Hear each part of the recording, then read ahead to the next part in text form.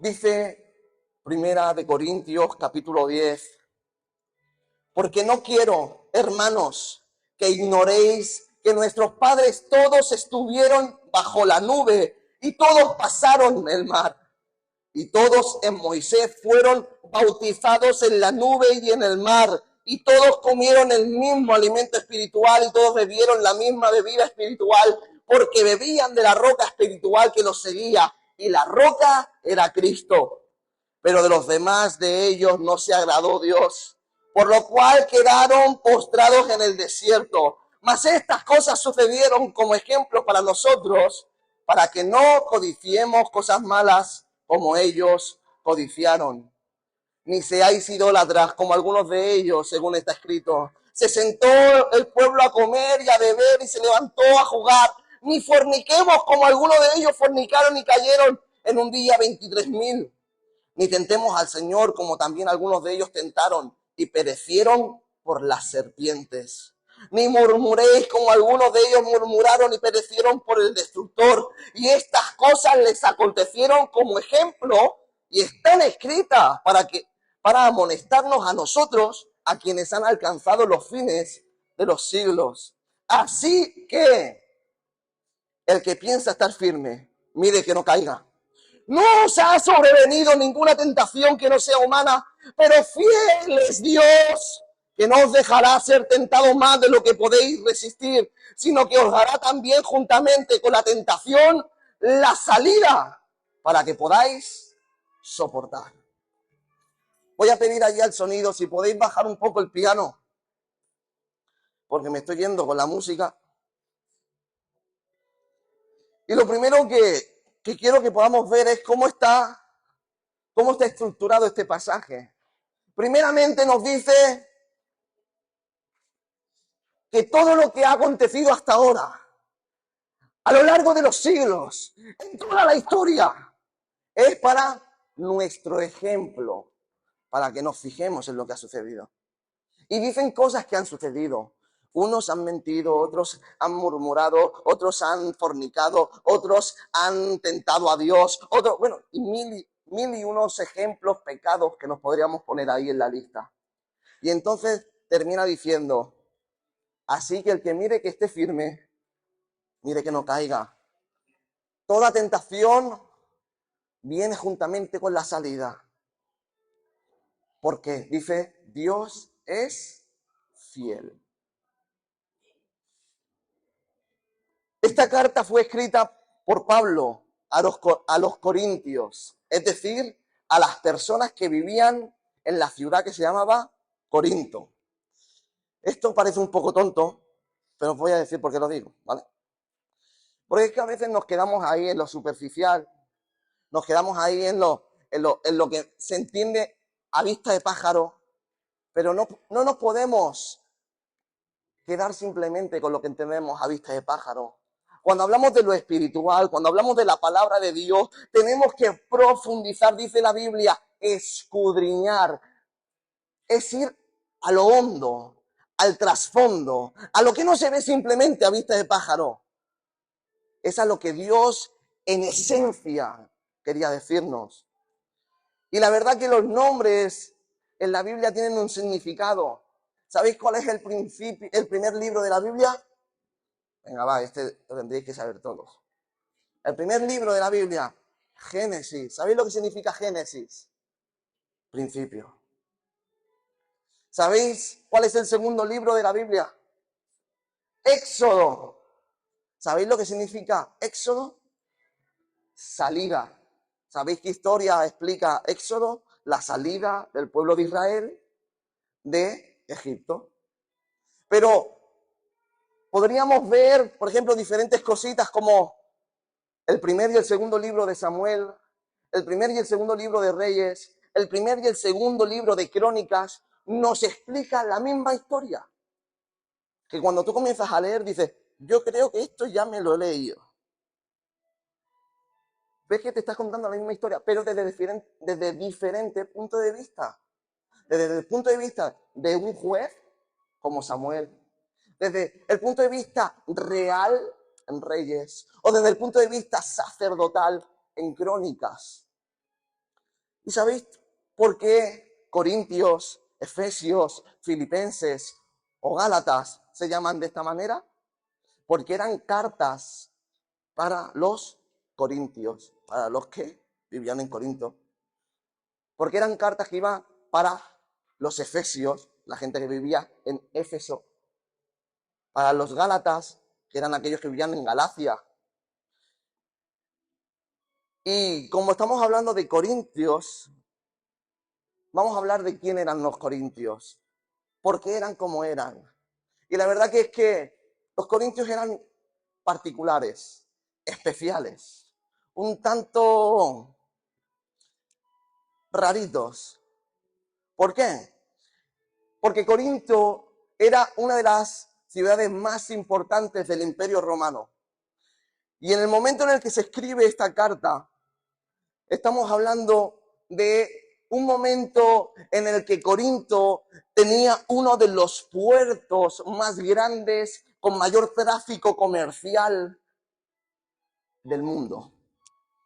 Yo no sé si tú te has dado cuenta, pero en las grandes urbes, en las grandes ciudades, hay mucho más pecado que en los pequeños pueblos. ¿Por qué?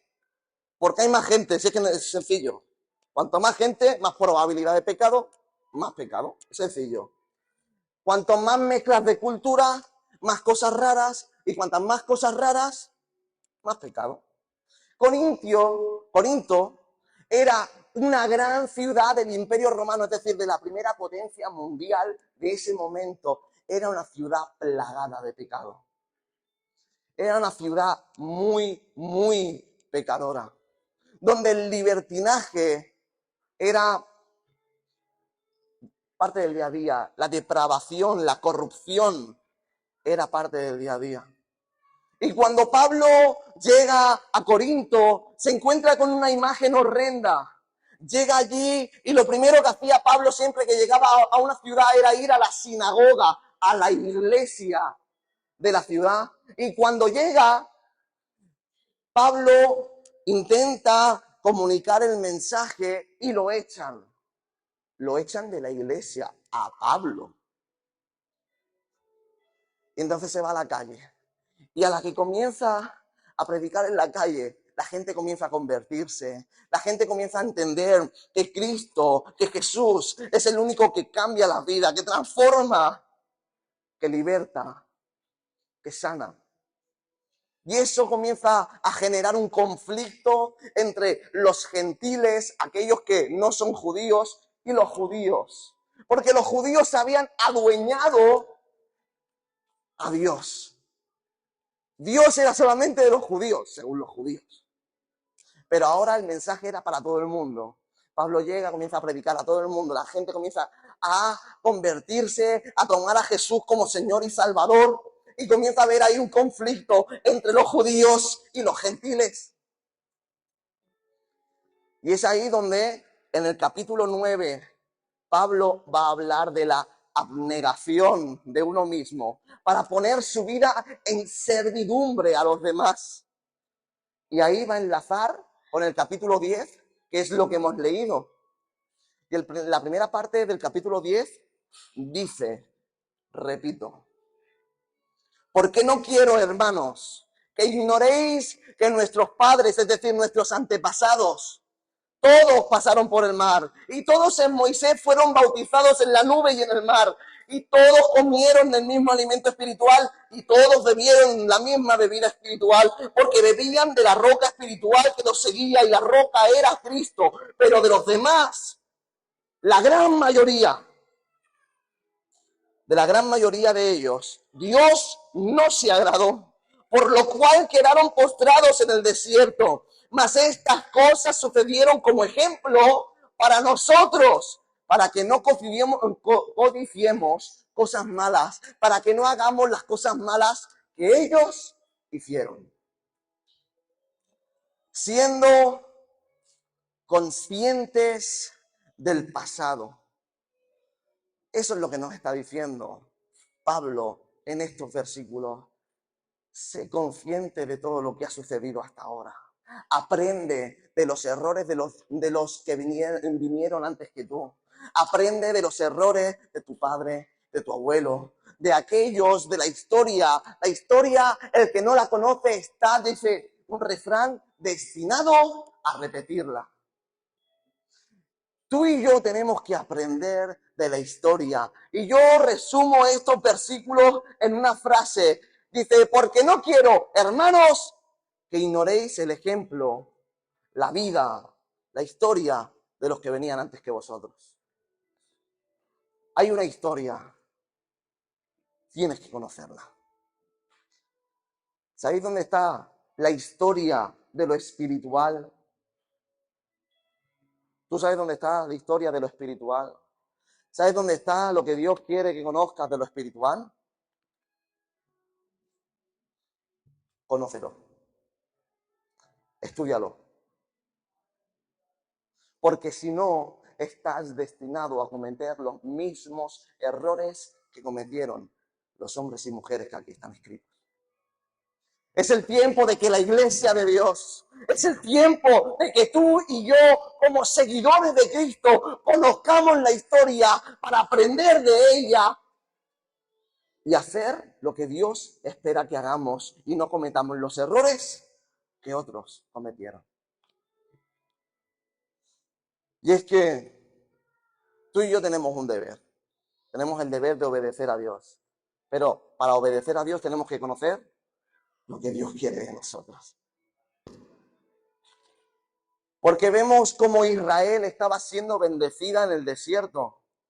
Israel sale del cautiverio de Egipto. Y en medio del cautiverio, en medio del desierto, en medio de la salida, del camino, tienen sed, Dios les da agua. Tienen hambre, Dios les da maná. Se cansan del maná, Dios les da codornices.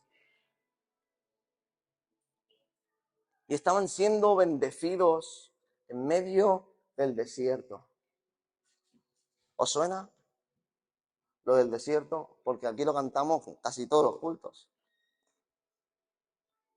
Aquí decimos que cantamos, que gritamos, que damos vueltas, que no sé cuántas cosas más, en medio del proceso, en medio del desierto. Y después decimos, aunque venga la enfermedad mientras tenga vida, te alabaré. Aunque mis labios quieran callar mientras tenga vida, aunque con el desierto me quiera secar mientras viva, dice, y aunque la higuera no florezca, mientras viva, te alabaré. Porque no importa o no debería importar la circunstancia que tú y yo vivamos, si es enfermedad, si es escasez, si es dificultad económica, si es problemas en casa. No debería importar si tienes trabajo o no. No debería importar tu situación personal, porque lo que tendrías que gritar es la segunda parte. Mientras tenga vida, te alabaré. Porque cuando tú tomes la decisión real y genuina de venga lo que venga y suceda lo que suceda, alabar a Dios, van a querer callar tu boca. Pero aunque quieran tu boca callar, que sigas gritando mientras tenga vida. Te alabaré. Y eso va a requerir de un esfuerzo, de un sacrificio, de una disposición de que venga lo que venga, suceda lo que suceda. Y ahí el desierto te va a querer secar. Porque te vas a encontrar en la soledad, en la angustia. Vas a encontrar que parece que todo el mundo te ha dado la espalda. Pero ahí vas a tener que determinarte y decir, mientras tenga vida, te alabaré. Y termina la cuarta frase diciendo, y aunque la higuera no florezca, mientras tenga vida, te alabaré. Parece que esa frase, no, el que la escribió la canción estaba en plan poético, no, esa frase está escrita en Habacuc. Y habla de, aunque no haya nada que comer, aunque no den fruto ni la higuera, ni haya nada que comer, ni donde haya echar mano, y aunque no haya dinero, y aunque no haya nada de nada. ¿Sabes por qué escribe esto? Porque está hablando después de una guerra. habían venido a por el pueblo de Israel, habían destruido todo. Y dice, aunque la higuera no dé su fruto, aunque yo no tenga que echarme a la boca, aunque hayan matado a mi familia, aunque hayan dado de lado la gente que yo pensaba que iba a estar a mi lado toda la vida, mientras tenga vida, te alabaré. Porque seguir a Dios no es cuestión de la situación que vivo, no es cuestión de si me encuentro bien o no, no es cuestión si tengo dinero, no es cuestión si tengo la nevera llena, no es cuestión si tengo trabajo o no, no es cuestión si vienen mis amigos o no a la reunión, no es cuestión de lo que me envuelve, porque tu relación con Dios es tuya, personal con Él. Y si tú conoces a Dios de una manera personal, créeme, créeme, como dijo Habacuc, aviva tu obra en medio de los tiempos. Aviva tu obra en medio de los tiempos. Significa, da igual el tiempo que venga, mi relación contigo, avívala. El fuego que yo siento aquí dentro, avívalo. No importa nada de lo que suceda, aviva tu obra en medio de los tiempos. Mientras tenga vida, te alabaré.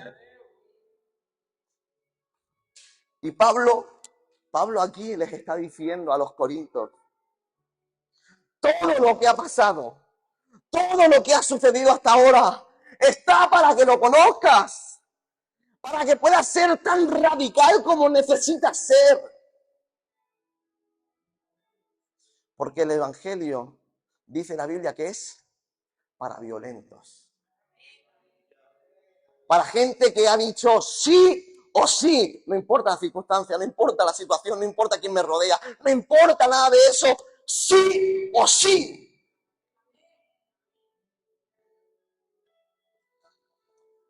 Y la verdad que Pablo estaba atónito, estaba fuera del hogar, porque estaba flipando. Estaba flipando de cómo estaban actuando los corintios, habiendo visto la gloria de Dios, habiendo visto el poder, habiendo visto la majestad de Dios. Decidieron no hacer caso, hicieron lo que quisieron, hicieron lo que nacía de ellos.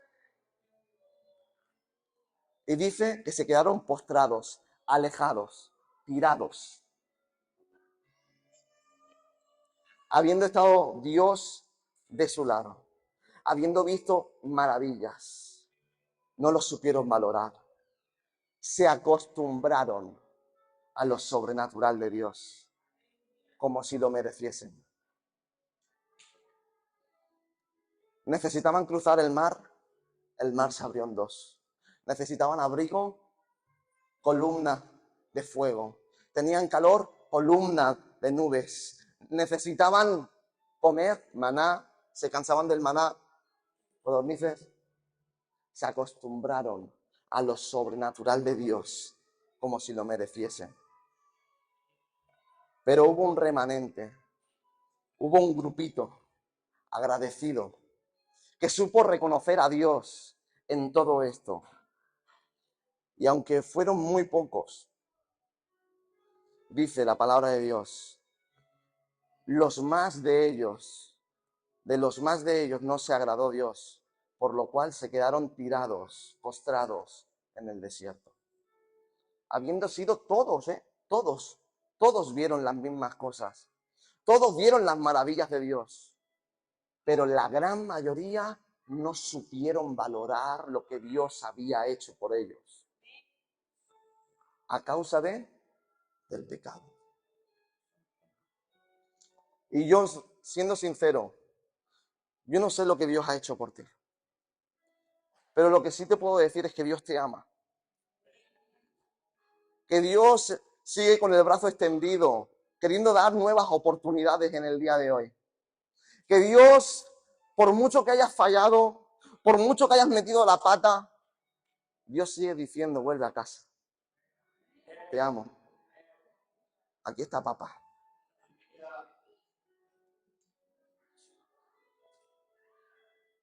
Y es el tiempo de que seamos conscientes, de nuestro pasado, de qué es lo que hemos hecho mal, de qué es lo que no está conforme al corazón de Dios en nuestra vida.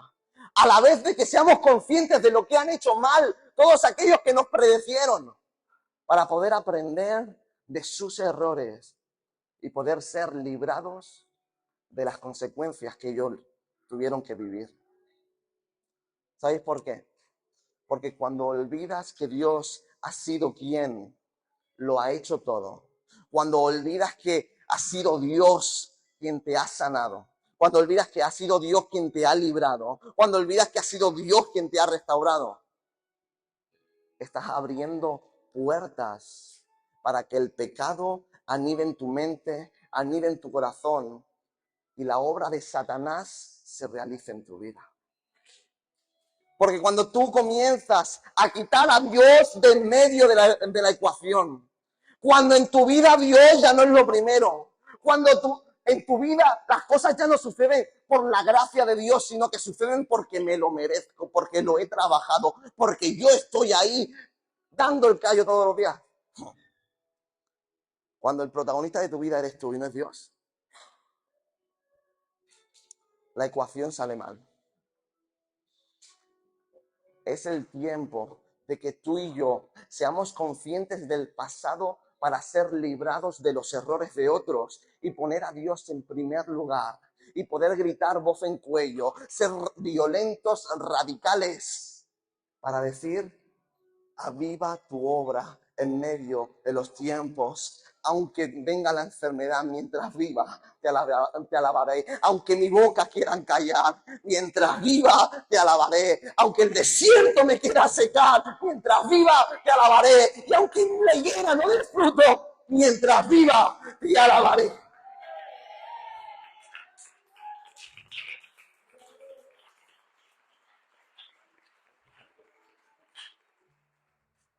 Por eso, hermanos y hermanas, en esta tarde te quiero invitar a que puedas ser conscientes del pasado, para poder ser librado de los errores que cometieron otros, para poder ser librado de las consecuencias del pecado, y que puedas poner a Dios en primer lugar en tu vida, dándole el lugar que le corresponde, dándole el lugar que le pertenece, dándole la importancia, la relevancia al Salvador de tu vida, al sanador de tu alma, al restaurador de tu espíritu con el Espíritu de Dios. La importancia, la relevancia, la influencia que merece en tu vida, en tu mente, en tu corazón, en tu alma y en tu espíritu. Debemos ser conscientes. Debemos ser conscientes de quién eres tú, de quién soy yo y de quién es Dios. Porque dice la palabra de Dios en 1 Corintios 1:28. De lo vil y menospreciado del mundo escogió Dios. Tú y yo también somos lo vil y menospreciado del mundo. Aquello que no tenía valor. Aquello que en esencia no valía nada. Tú y yo somos barro, somos polvo. Si no es por Él, no valemos nada. Y es el tiempo de comenzar a vivir en la santidad que Dios reclama de nosotros. De comenzar a leer, a orar, a buscar a Dios en intimidad, para que el Espíritu de Dios pueda tratar, trabajar, ministrar, romper con todo aquello que ata, que estorba, que limita en tu vida, para que la gloria de Dios, para que el fuego de Dios, para que el poder de su Santo Espíritu pueda reflejarse en ti y a través de ti.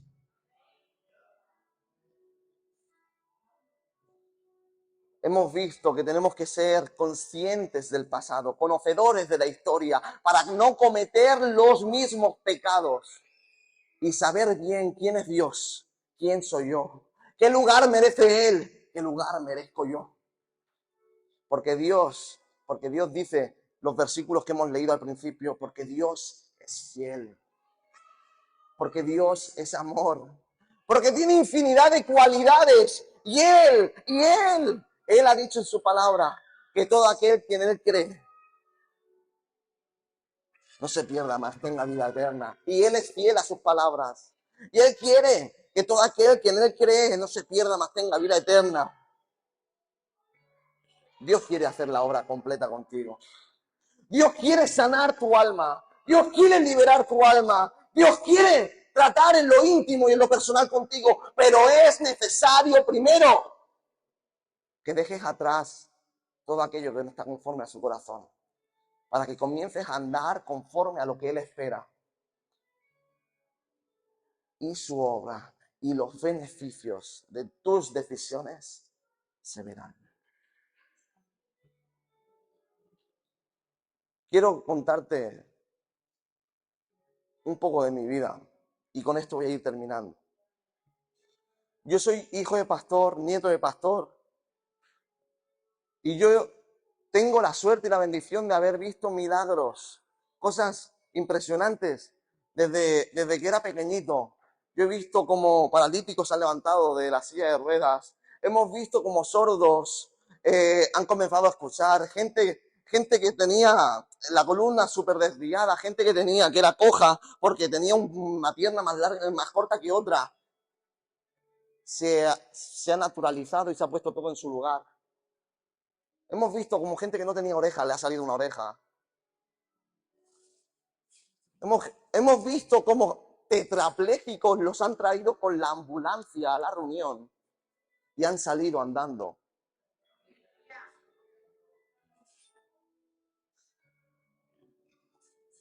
Y yo de vez en cuando tengo que recordar y ser consciente del pasado. Porque a veces, como el pueblo de Israel, me he acostumbrado a lo sobrenatural.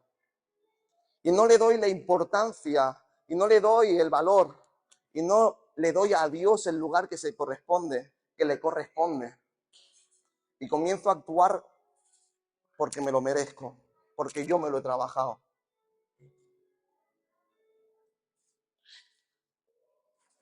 Dándole lugar a la soberbia, al orgullo, a la altanería.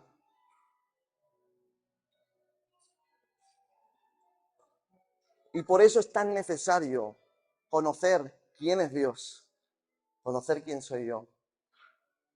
Y cuando hago este estudio, me doy cuenta que suspendo, porque yo no merezco nada, porque yo no soy nadie, porque yo soy lo vil y menospreciado del mundo que escogió Dios, y es por su gracia, y es por su amor, y es porque a Él le ha dado la absoluta gana de contar conmigo.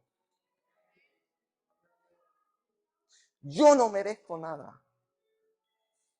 Tengo que ser consciente del pasado, consciente de que es porque Él me ama, consciente de que es por su amor. Y cuando no lo tengo presente, y cuando no pongo a Dios en el lugar que le corresponde, comienzo a pecar, comienzo a cometer errores que me separan de Él. Es el tiempo, iglesia de Dios, y con esto terminamos, de que pongamos a Dios en el lugar que le corresponde en nuestra vida. Que lo busquemos con corazones contritos, humillados. Que busquemos a Dios de una manera sincera. Si esto no es cuestión de estar 24 horas. Oh Señor, no es cuestión de un corazón contrito y humillado. El día a día, las pequeñas cosas. No es cuestión de encerrarse en la habitación y tirarse 8 horas de rodillas. Que no es eso. Que lo que Dios está buscando es gente que lo adore en espíritu y en verdad. Gente natural, gente sencilla. Que lo busque con corazón dispuesto a que Él va a gobernar, a que Él va a tratar, a que sea Él en primer lugar. Y su palabra puesta en práctica. Y su palabra puesta en práctica. Es el tiempo de tomar decisiones. Es el tiempo de que Dios sea lo primero. Si tú entiendes el mensaje hasta aquí y crees que necesitas que Dios tome el primer lugar de tu vida, y si estás dispuesto a hacer ese estudio, examinarte Y ya te digo el resultado, vas a salir suspenso. Si estás dispuesto a hacerte ese examen para salir suspenso, pero para que Él tome el primer lugar, yo te quiero invitar a que te pongas en pie. Yo quiero orar por ti.